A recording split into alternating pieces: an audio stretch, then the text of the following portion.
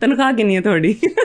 ਮੇਰੀ ਤਨਖਾਹ ਹੈ ਕੋਈ ਅਰਾਊਂਡ 275,000। ਓਕੇ। ਜਾਂ ਉਹ ਕੋਈ ਟੈਕਸ ਤੋਂ ਬਾਅਦ ਮੇਰਾ ਖਿਆਲ ਇਟ ਵੁੱਡ ਬੀ ਅਰਾਊਂਡ ਕੋਈ 2.5 ਲੱਖ ਦੇ ਕਰੀਬ, ਯਾਨੀ ਟੈਕਸ ਵਗੈਰਾ ਕੱਟ ਕੇ 2.5 ਲੱਖ ਦੇ ਕਰੀਬ। ਠੀਕ ਹੈ। ਕਿਉਂਕਿ ਪਰਕਸ ਵਗੈਰਾ, ਯੂਨਿਟ ਕਿੰਨੇ ਫ੍ਰੀ ਮਿਲਦੇ ਨੇ, ਗੱਡੀਆਂ ਕਿੰਨੀਆਂ ਮਿਲੀਆਂ ਹੈ, ਫਿਊਲ ਕਿੰਨਾ ਮਿਲਦਾ ਹੈ, TAD ਸਾਰਾ ਇਹ ਮਿਲਾ ਕੇ ਦੱਸੋ ਆਲਮੋਸਟ ਕੀ ਬਣ ਜਾਂਦਾ ਹੈ ਜੇ ਆਪਣੀ ਜੇਬ ਤੋਂ ਕਰਨਾ ਪਵੇ ਅੰਦਾਜ਼ਾ?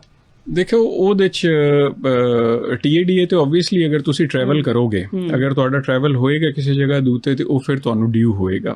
ਬਾਕੀ ਜਿਹੜੀ ਪਰਕਸ ਐਂਡ ਪ੍ਰਿਵਿਲੇਜਸ ਦੀ ਗੱਲ ਹੈ, ਜਿਹੜੀ ਤੁਹਾਡੀ ਆਪਣੀ ਟਰਾਂਸਪੋਰਟੇਸ਼ਨ ਹੈ as far as official duties are concerned, ਤੇ ਉਹ ਤੇ ਤੁਹਾਨੂੰ ਜਿਹੜੇ ਨੇ ਅਲਾਊਡ ਹੈ, ਤੁਸੀਂ ਟਰੈਵਲ ਕਰਨਾ ਹੈ, ਤੁਸੀਂ ਆਉਣਾ ਜਾਣਾ ਹੈ ਉਹਦੇ ਵਿੱਚ ਜਿਹੜੇ ਨੇ। ਬਾਕੀ ਅਦਰਵਾਈਜ਼ ਜਿਹੜੀ ਦੂਸਰੀ ਪਰਕਸ ਐਂਡ ਪ੍ਰਿਵਿਲੇਜਸ ਨੇ, ਆਈ ਮੀਨ ਤੁਹਾਡਾ ਕਾਰ ਹੈ, ਤੁਹਾਡਾ ਆਫਿਸ ਹੈ, ਉਹਦਾ ਸੈਟਅਪ ਹੈ ਜਿਹੜੇ ਨੇ। ਸੋ ਮੈਂ ਸਮਝਣਾ ਕਿ ਸਾਡੇ ਮੁਲਕ ਦੇ ਵਿੱਚ ਜਿਹੜੇ ਨੇ ਨਾ, it is considered to be a very good job. ਔਰ ਤੁਹਾਡੀ ਤਨਖਾਹ ਦੇ ਨਾਲ ਜਿਹੜੇ ਪਰਕਸ ਐਂਡ ਪ੍ਰਿਵਿਲੇਜਸ ਨੇ, ਅਗਰ ਉਹਨਾਂ ਨੂੰ ਤੁਸੀਂ ਕਾਊਂਟ ਕਰਦੇ ਹੋ ਤੇ ਇਟਸ ਅ ਗੁੱਡ ਪੈਕੇਜ। ਇੱਕ ਪਰਕਸ ਹੁੰਦੇ ਡਿਪਾਰਟਮੈਂਟ ਦੇ ਰਹੇ ਹੁੰਦਾ, ਇੱਕ ਪਰਕਸ ਹੁੰਦੇ ਪੁਲਿਸ ਵਾਲੇ ਆਪ ਆਪਣੇ ਬਣਾ ਰਹੇ ਹੁੰਦੇ। ਇਹ ਤੁਹਾਡੀ ਜਿਹੜੀ ਮੀਸਨੀ ਜੀ ਸਮਾਈਲ ਹੈ ਨਾ, ਹਰ ਚੀਜ਼ ਨੂੰ ਕਨਫਰਮ ਕਰ ਦਿੰਦੀ ਹੈ। ਨਹੀਂ, ਅੱਛਾ ਜੀ।